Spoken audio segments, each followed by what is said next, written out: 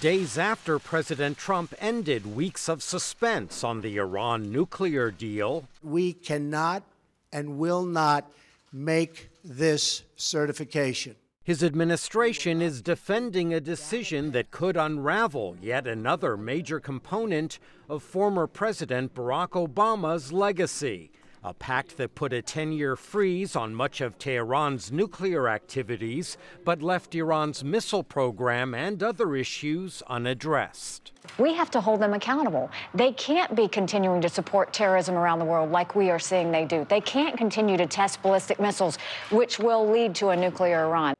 While Israel's prime minister applauded Trump's move, signatories to the nuclear deal voiced unease. We in Europe, Germany, France, the UK, and the EU, we stand by this agreement with Iran. We want to preserve the agreement. Concerns extend beyond Iran. The agreement with Iran has shown for the first time that it is possible to prevent war by negotiations and, above all, to prevent a country from arming itself with nuclear weapons. The destruction of this agreement would mean that others around the world would no longer rely on such treaties. It is therefore a danger that goes far beyond Iran. Iran's not right now saying death to Germany, they're saying death to America. The administration says President Trump is fully aware that decisions on the Iran deal are closely watched in Pyongyang. It sends the perfect message to North Korea, which is we're not going to engage in a bad deal, and should we ever get into a deal, we're going to hold you accountable. We're not going to look the other way just because we think we've made a deal. Now the U.S. Congress can weigh in.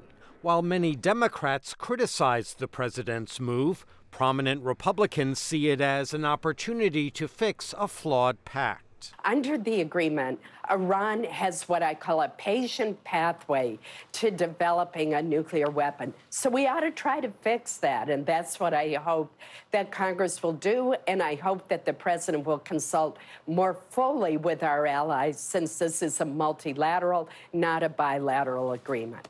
Responding to Trump, Iran's president pledged to continue to abide by the nuclear accord, but stated that development of missiles and other weapons would continue. Michael Bowman, VOA News, Washington.